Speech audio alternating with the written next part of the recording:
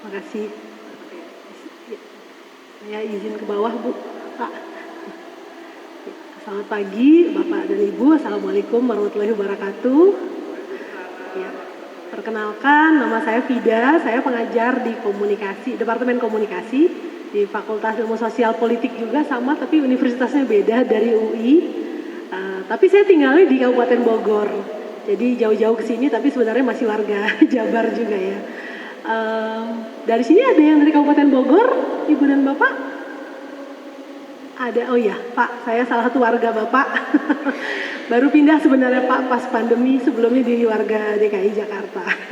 Lebih enak Pak tinggal di Kabupaten Bogor, lebih dekat gunung. Ya, baik, jadi terima kasih kesempatan yang diberikan.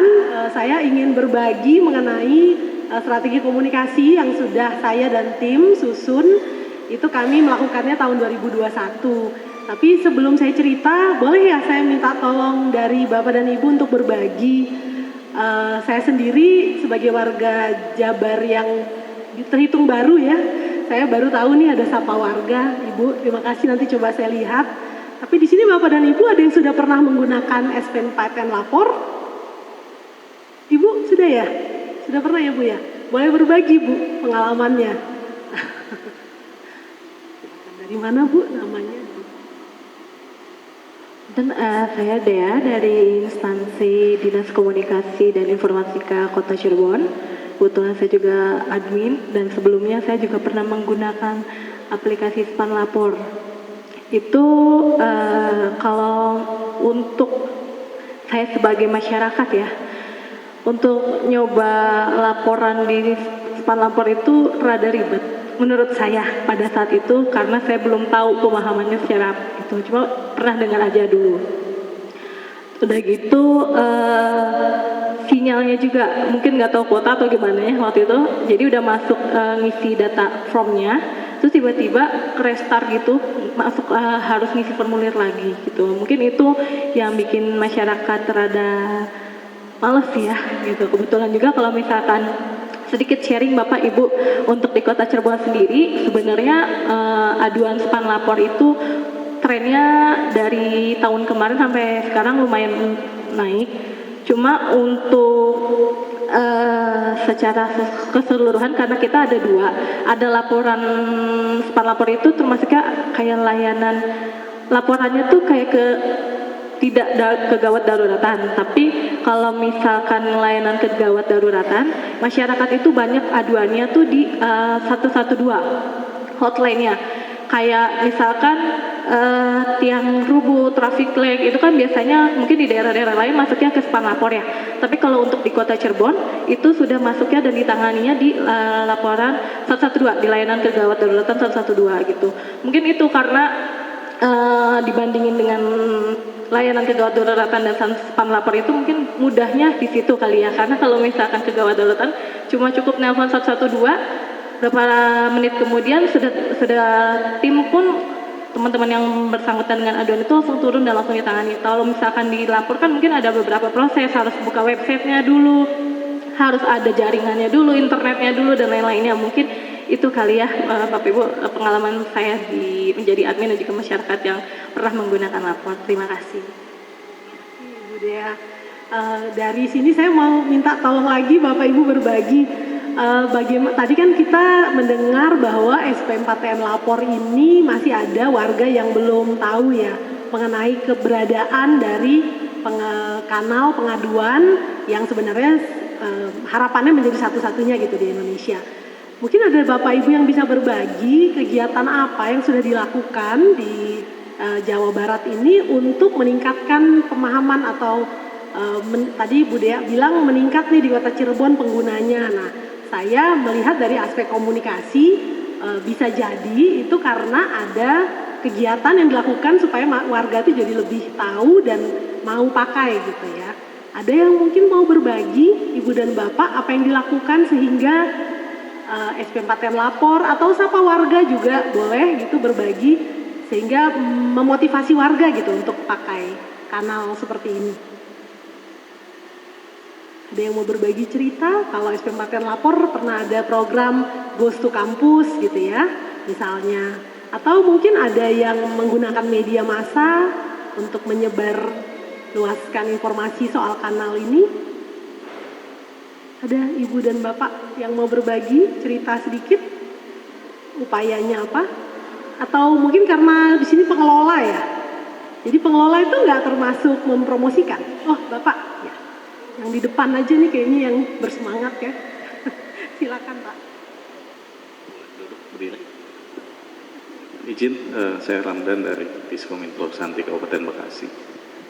Mungkin sekedar sharing untuk di Kabupaten Bekasi ini memang untuk span lapor baru perpindahan dari Setda ke Diskominfo itu tahun kemarin ya 2023, sebelumnya di Sekretariat Daerah. Dan kalau dilihat dari perjalanan span lapor di Kabupaten Bekasi itu sebetulnya sudah terhubung dari 2012, tapi memang waktu itu belum semua perangkat daerah terhubung gitu.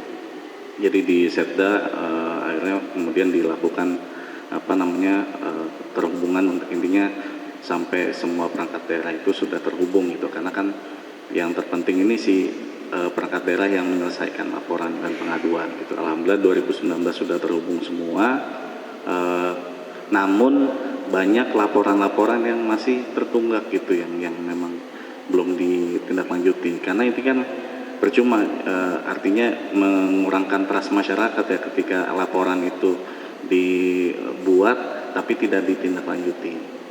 Dan sedikit demi sedikit memang dilakukan upaya pendampingan segala macam oleh kita selaku admin daerah untuk perangkat daerah itu bisa menyelesaikan.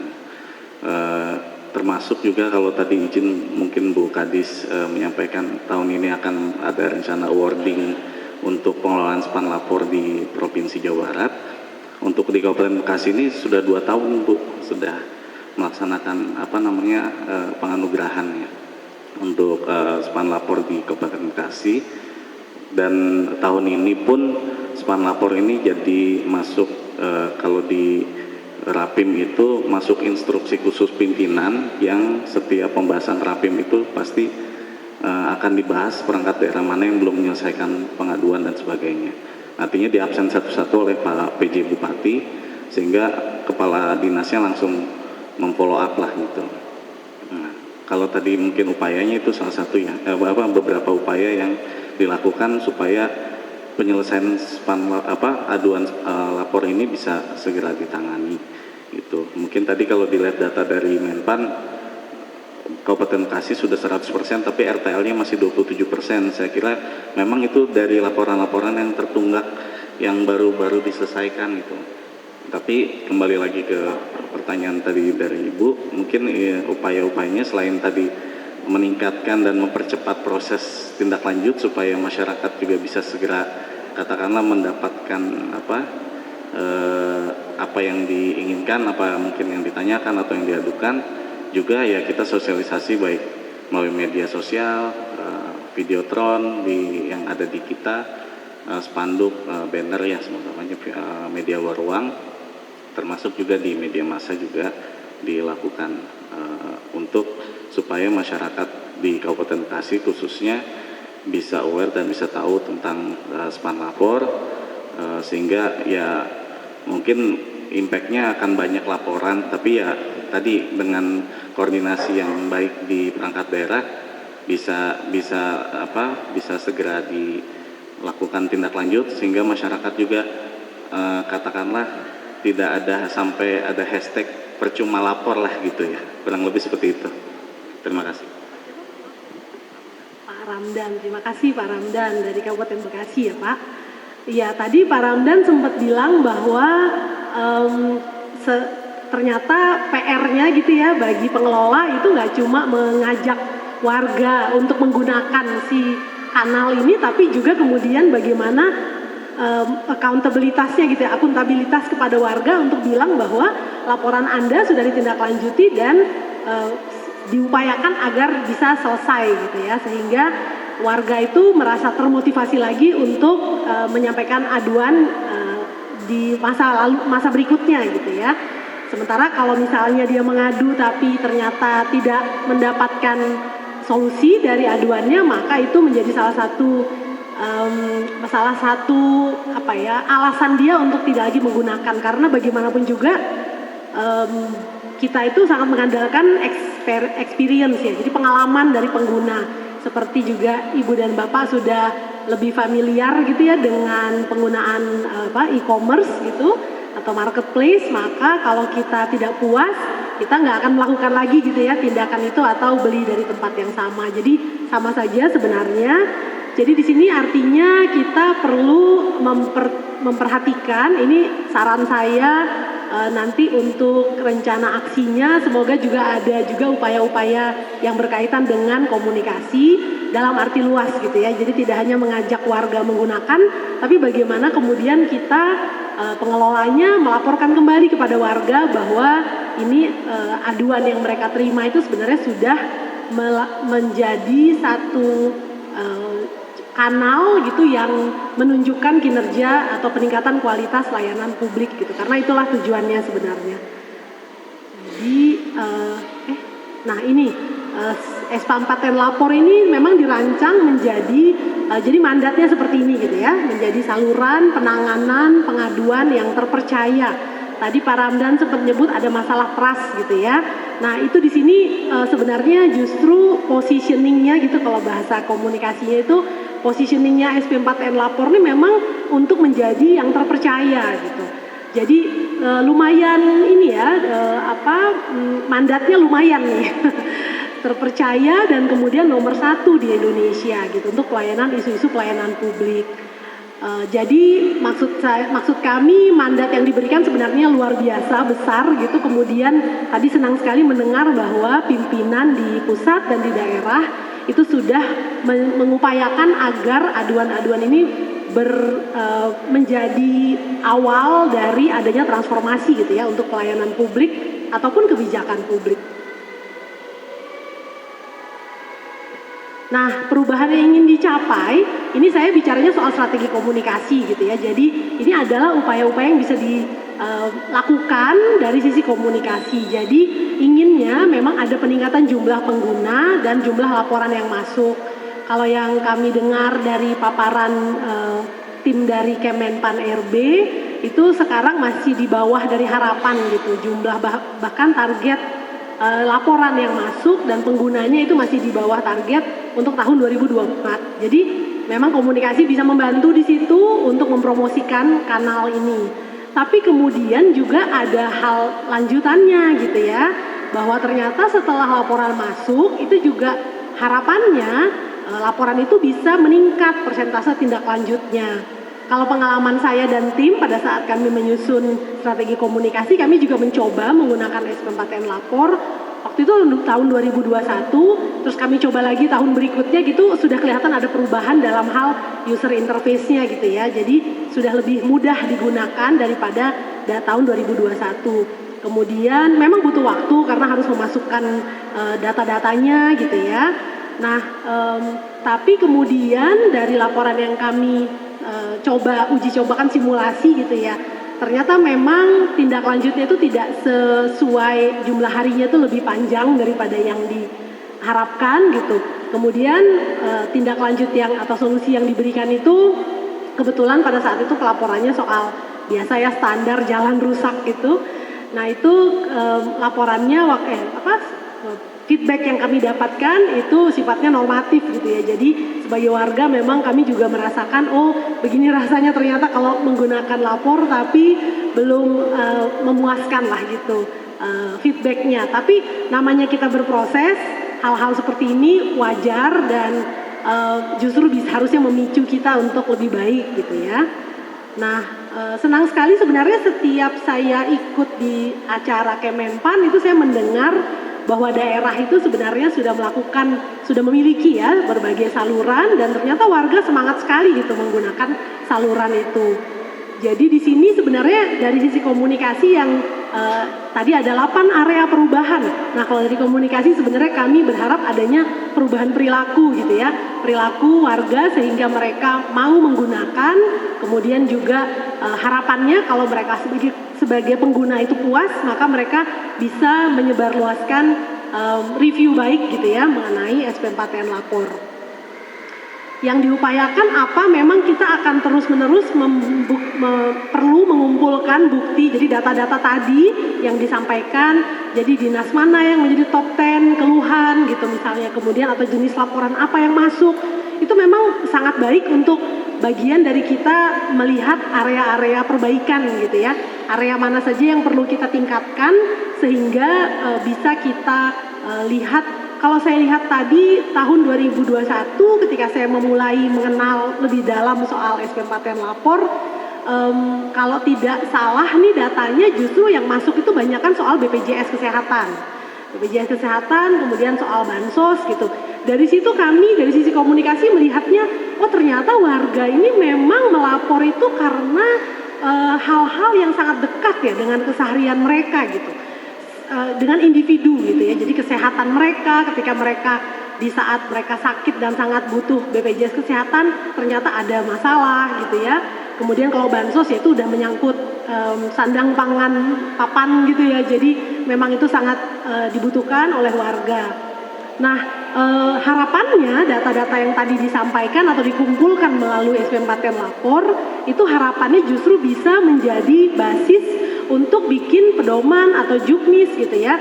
Jadi bisa ditindaklanjuti. Tadi Pak Rosikin menyebutkan istilah bahwa laporan ini kemudian bisa memberikan masukan bagi penentuan kebijakan publik gitu.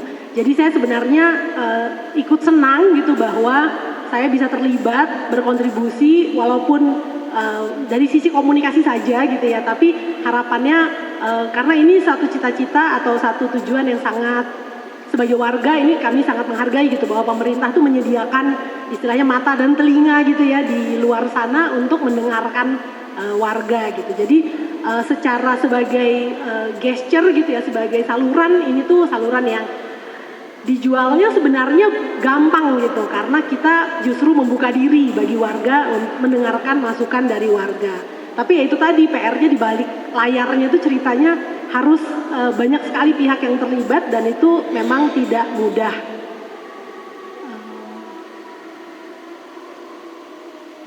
Ya. Nah, ini saya sampaikan saja secara ringkas bahwa strategi komunikasi yang dibuat itu bisa menjadi panduan untuk merencanakan. Jadi sebagaimana juga strategi-strategi lainnya, maka strategi komunikasi itu dimulai dengan menulis mengenai analisis situasi yang difokuskan pada perilaku gitu. Jadi kami melihat bagaimana perilaku warga dalam melapor, kemudian saluran yang mereka pakai. Nah itu kemudian dari situ dibuatlah tujuan komunikasi dan juga menentukan kelompok sasaran. Boleh saya bertanya di sini Bapak dan Ibu, kira-kira dari pengguna SPM4TN lapor ataupun sapa warga itu biasanya kelompok usia berapa ya Ibu dan Bapak? Apakah anak muda atau usia lebih tua di atas 30-40 gitu, atau itu ini ya Pak ya, terdokumentasi nggak ya? Terdokumentasi Pak, usia tuh masuk ya? Walaupun ada yang memilih anonim ya Pak, kalau nggak salah ya, tapi tetap usia masuk ya Pak di rekor ya. Kira-kira lebih banyak yang mana nih Bapak Ibu? Usia produktif kayak sampai usia produktif bisa sampai 55 ya. Tapi maksudnya usianya kira-kira rentang usianya berapa nih Ibu dan Bapak? 30-50 ya Pak? 30-50, oke. Anak-anak muda ini kan SPM4TN lapor bikin lapor goes to kampus gitu. Itu kan berarti di bawah 30 ya. Itu menurut Ibu dan Bapak 19-35 ya Pak datanya? Oh paling banyak 19-35. Oke, itu sesuai sebenarnya. Makasih Pak Iman. Sesuai dengan strategi komunikasi yang kami buat karena berdasarkan analisis kami, kanal-kanal seperti ini memang akan sangat menarik ya bagi orang-orang yang usianya lebih muda gitu.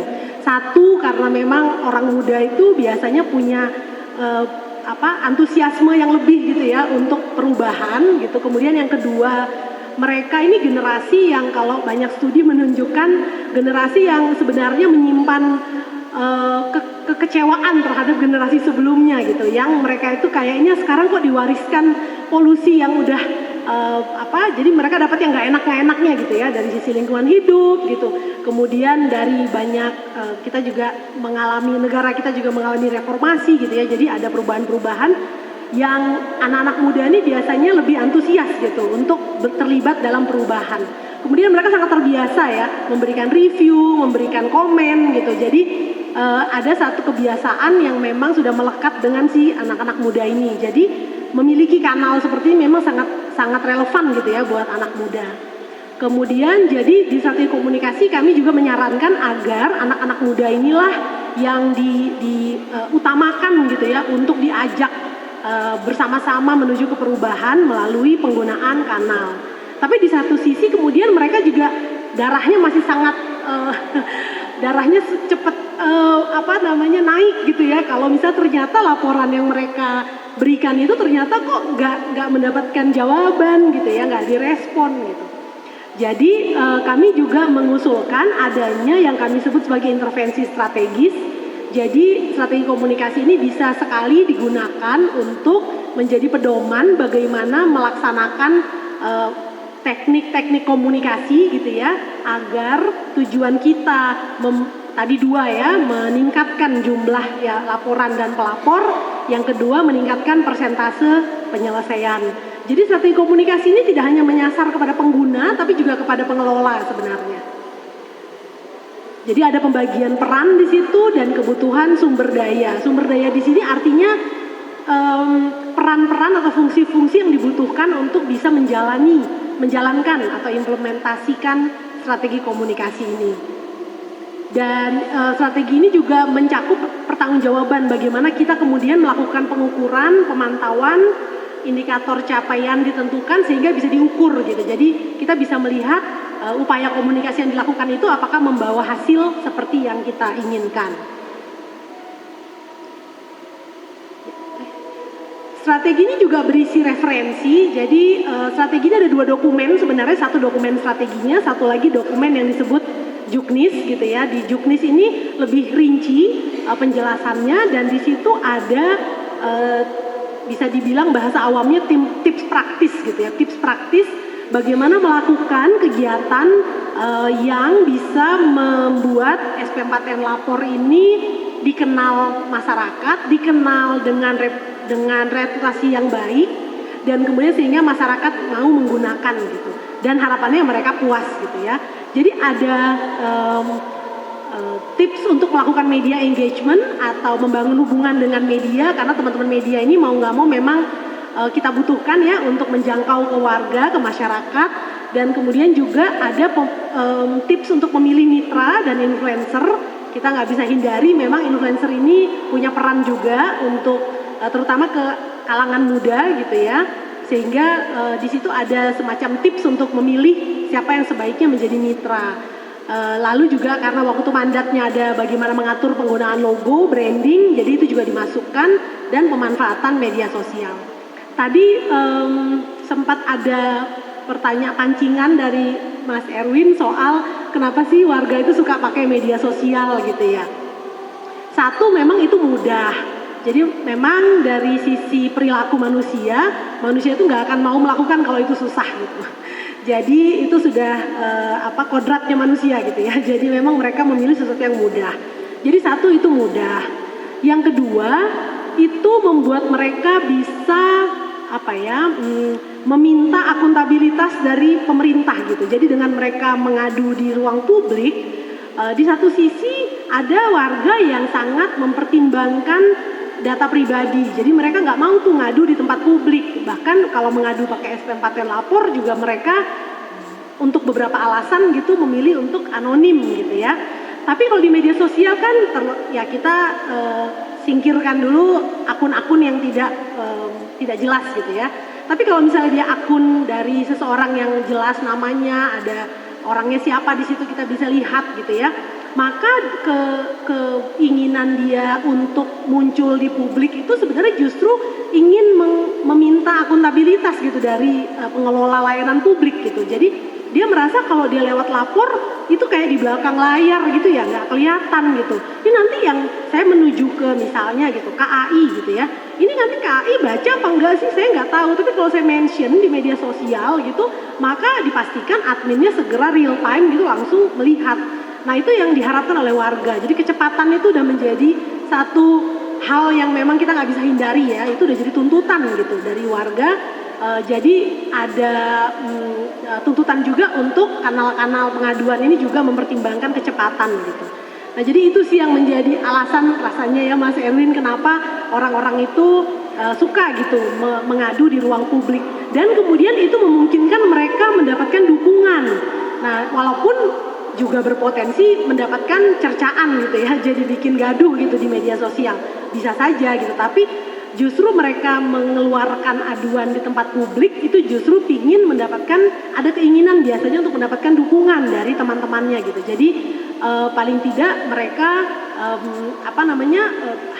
tampil di luar sana itu sebagai seseorang yang mengadu dan kemudian berharap ada orang lain yang mendukung. Jadi akhirnya yang dimention itu juga makin memperhatikan gitu. Dan kita sudah sering melihat bahwa memang mau nggak mau beberapa kejadian menunjukkan kalau nggak istilahnya apa ya, kalau nggak teriak-teriak gitu nggak dilayani gitu ya. Jadi kalau nggak marah-marah gitu nggak dilayani.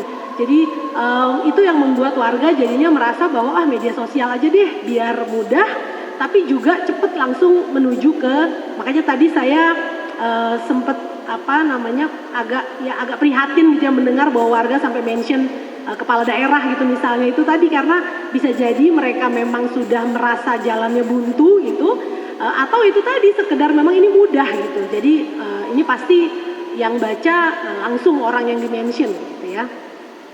Nah di sini ada di strategi ini sebenarnya dijelaskan bagaimana memanfaatkan sosial media untuk lebih ke karena kita nggak bisa ngadu ya, belum bisa nih ngadu SPM lapor lewat medsos gitu. Tapi di sini bagaimana medsos itu digunakan untuk mempromosikan, dan kemudian kami sarankan juga untuk bagian dari pelaporan juga kepada warga. Jadi idealnya data-data yang dikumpulkan tadi itu juga harapannya bisa menjadi informasi yang dibuka gitu kepada publik, dan salah satunya bisa lewat media sosial. Untuk menuju perubahan yang diinginkan itu sebenarnya memang kita perlu memprioritaskan. Jadi kalau tadi Bapak siapa tadi? Bapak di belakang maaf yang bilang 30-50 Pak usia. Bapak siapa dari mana Pak? Maaf. Pak Denny dari Indramayu. Tadi Pak Denny bilang kelompok warga yang sering melapor tuh 30-50. Nah memang kalau kita mau intensif melakukan upaya komunikasi, langkah pertama tuh memang kita perlu menentukan segmentasi. Siapa nih yang mau kita sasar duluan? Kita nggak bisa menyasar semua orang gitu ya. Bisa jadi ya nanti dalam rencana aksi yang disasar malah ASN duluan nih, supaya ASN ini yang jadi aktif melapor gitu ya. Sehingga harapannya dari experience dari ASN itu bisa ditularkan kepada lingkungan sekitarnya gitu. Jadi itu bisa jadi satu strategi. Kalau di perusahaan biasanya karyawan itu yang dipromosikan. Kalau ada program dari satu perusahaan biasanya karyawan itu yang dipromosikan duluan. Kemudian karyawan yang nyoba, karyawan juga bisa ngasih feedback gitu ya. Nah itu yang kemudian mereka, karena mereka semua sebenarnya adalah bagian dari konsumen atau target sasaran kita. Jadi bisa jadi nanti di rencana aksi kalau ada aspek komunikasinya, maka pertama yang dipromosikan itu justru ke karyawan sendiri gitu ya. Untuk apa maksudnya ke ASN gitu atau PNS. Jadi yang penting sekali menentukan segmentasi. Kemudian setelah itu kita menentukan kita harus memahami dulu gitu apa hambatan dan dorongan dari perilaku. Jadi strategi komunikasi yang dibuat ini memang agak sedikit berbeda, bukan strategi komunikasi untuk meningkatkan apa ya bahasanya awareness gitu ya atau pemahaman atau kesadaran, bukan, tapi strategi komunikasi ini harapannya bisa langsung menyasar ke proses yang menuju ke perubahan perilaku. Jadi kalau untuk perubahan perilaku memang penting sekali untuk kita memahami hambatan dan dorongan dari perilaku yang diinginkan itu atau disarankan itu apa gitu ya. Kemudian bagaimana kita kemudian bisa merancang intervensinya itu tepat sasaran. Jadi kalau misalnya memang tadi kita menyasar segmentasi tertentu dari sisi usia, maka kita perlu melihat kira-kira hambatan atau dorongan dari orang usia tersebut untuk menggunakan SPM4TN lapor atau sapa warga misalnya, itu apa sih gitu ya. Kemudian bagaimana intervensinya bisa dibuat tepat sasaran. Nah, ini yang saya analogikan gitu ya. Jadi kalau misalnya kita inginnya SPM4TN lapor itu seperti motor gitu yang bisa cepat bermanuver melintasi kemacetan jalanan gitu, tapi jangan-jangan yang kita berikan baru sepeda gitu ya. Jadi ada perbedaan. Kalau di komunikasi itu persepsi itu penting ya, membangun persepsi di benak dari publik sasaran kita gitu. Jadi jangan-jangan kita itu sebenarnya bersuara bahwa SPM4TN lapor itu seperti motor gitu, tapi pada kenyataannya ketika menggunakan itu warga mengalami kejadian masih kayak sepeda gitu, jadi masih belum secepat yang diharapkan gitu ya. Nah ini harapannya semoga ini tidak terjadi. Kalaupun sekarang masih ada sedikit seperti ini, maka harapannya dengan berproses, dengan dukungan dari Bapak Ibu semua itu nanti harapannya bisa lebih sesuai gitu ya dengan persepsi yang diinginkan. Nah, bagaimana tadi itu tujuan kita komunikasi bisa dicapai? Ini sebenarnya kita bisa mulai dengan mengkaji dulu. Jadi tadi sama ya, mengumpulkan data, bukti, bagaimana pemanfaatan selama ini, siapa yang menggunakan, hambatannya apa. Dari situ kita kemudian mengkaji dan menggunakannya sebagai masukan. Penggalian praktik baik juga, saya pernah hadir di beberapa kegiatan yang dilakukan sosialisasi oleh Kemenpan RB. Di situ saya mendengar beberapa instansi, waktu itu skalanya nasional, itu sudah berbagi praktik baik gitu yang mereka lakukan. Memang satu garis merah, benang merah yang ada itu adalah dedicated ya, timnya itu ada orang khusus gitu, beberapa orang, satu tim khusus yang ditunjuk untuk mengelola. Semua yang berbagi praktik baik itu saya perhatikan gitu, secara saya observasi itu semuanya punya tim yang khusus. Sementara tadi kita mendengar bahwa di sini timnya masih punya peranan yang 2-3 gitu ya, nggak khusus cuma mengelola SPM4TN lapor. Jadi memang pasti ada keterbatasan dalam sumber daya, tapi ini kan namanya juga kita mengusulkan sesuatu yang paling baik itu seperti ini gitu ya. Jadi ada tim khusus. Kemudian lebih bagus lagi kalau kita bisa mengupayakan agar kita mendengar langsung masukan dari kelompok sasaran kita melalui proses yang kami biasanya sebut tuh co-kreasi. Jadi kita bersama-sama mengkreasikan solusi itu dengan mendengarkan langsung dari si segmen yang kita tuju. Jadi Bapak Ibu saya yakin di kabupaten kotanya pasti punya forum-forum di mana anak-anak muda itu menjadi tempat berkumpul, mendengarkan masukan dari mereka. Nah, saran kami bagaimana kalau SPM4TN lapor atau sapa warga atau kanal yang Ibu Bapak punya itu juga disosialisasikan dan didiskusikan dengan anak-anak muda ini di forum-forum tersebut gitu, sehingga langsung bisa mendengar pengalaman mereka. Kalau di riset itu biasanya ya udah produknya dites gitu, jadi kita bisa kasih mereka untuk mencoba, dan saat itu juga kita mendengar masukan dari mereka apa yang mereka alami dari penggunaan atau tes produk tersebut gitu ya.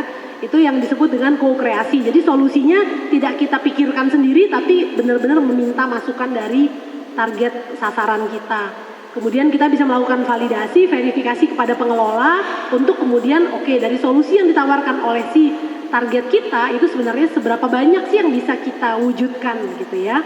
Kemudian nantinya itu bisa menjadi pengembangan dokumen, jadi berbasis bukti dokumennya dan sudah sesuai dengan segmentasi. Kemudian satu mandat lagi yang ada di dalam peraturan menteri yang tadi disebut tahun 2020 itu ada roadmap, itu sebenarnya memandatkan agar SPM4TN lapor ini digunakan untuk menjangkau kelompok marginal gitu ya, penyandang disabilitas, orang-orang yang menerima bansos gitu, kemudian perempuan, kalau bisa anak gitu ya. Jadi semua kelompok rentan itu sebaiknya juga dijangkau melalui SPM4TN lapor. Jadi di dalam dokumen strategi itu sebenarnya juga ada beberapa tips bagaimana ibu dan bapak bisa menjangkau kelompok-kelompok rentan. Dan ini sudah kami usulkan juga beberapa kelompok pendamping yang ada di masyarakat gitu ya, organisasi berbasis komunitas gitu yang juga bisa membantu mendampingi agar teman-teman dari kelompok rentan tadi itu bisa mengakses dan bisa menggunakan kanal pelaporan ini. Begitu saja dari saya, terima kasih atas kesempatan ini diberikan. Mohon maaf kalau ada yang kurang berkenan. saya kembalikan ke Mas Erwin. Assalamualaikum warahmatullahi wabarakatuh.